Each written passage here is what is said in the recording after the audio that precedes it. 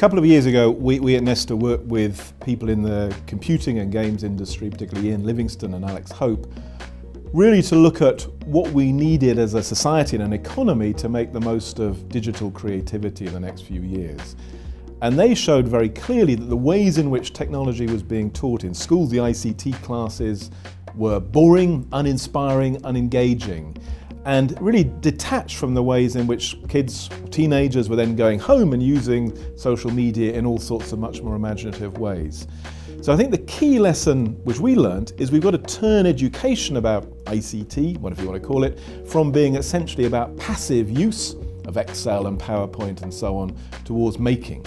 And we're now part of a campaign to really transform the whole experience of technology in schools. So kids get chances to code, to program, to make games, to make machines, to use Arduino, all these different things, and really get the thrill, the excitement of being makers rather than just users. And this is quite an easy thing to do because it is actually much more fun to be a creator and to work with others making things. And I think what we'll see here is this happening more and more around digital technologies and software, but also overlapping with the maker movement and getting people back into making physical things, physical objects. And again, we at NESTA have backed some of the fab labs around the UK which give teenagers chances to make things, to design physical products, as part of what could be in the longer run a manufacturing renaissance for this country. 200 years ago, more than anywhere else in the world, we had thousands of people who were brilliant at craft, at engineering, and also understood the mathematics which lay behind things. I think we need to revive that mass base of understanding how you make things, but now every object will be both a physical object but also have a digital component to it, whether that's RFIDs, chips and so on. One of the weirdest things which has happened in the last 10 or 20 years is enormous investment in high streets across the UK and many towns and cities that believing that building new retail would be the way to revive their towns and their cities, even as almost every forecaster was predicting that the internet and online shopping would at some point destroy most of those shops. And it's been very surprising to me to see developers and banks and so on pursuing a strategy which was so obviously doomed to fail. It was so clear that people would buy their CDs, their books, then their clothes, food and so on online because it's more efficient, it's cheaper.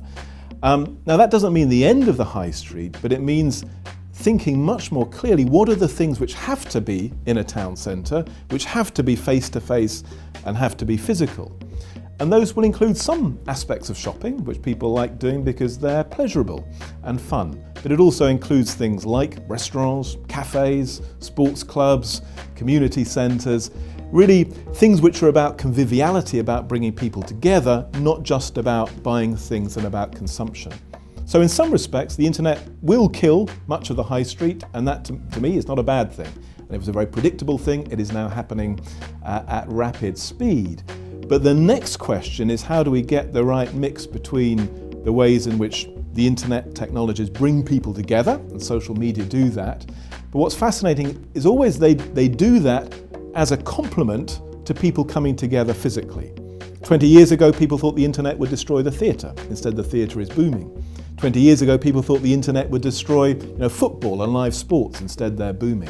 They thought CDs and so on and online streaming would destroy live music performance. Instead, live music performance is booming and most musicians make more money from it than they do from the internet. And the same will be true of our high streets. There'll be a different balance between the face-to-face, the intensive, convivial aspects of living in towns and social media which actually support that rather than pulling people away from interacting with others. So if you cast the question as how do we save today's high streets, you're bound to get it wrong.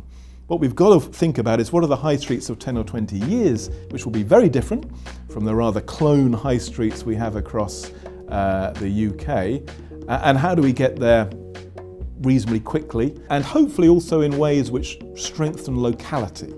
And I think there's a great urge that the next generation of high streets are much less about standardised brands, identical high streets everywhere, much more about local sourcing, local food, local business, local media and so on. And again, the internet can help that, and I suspect will, because that's the thing you can never really turn into a commodity which you buy from Amazon.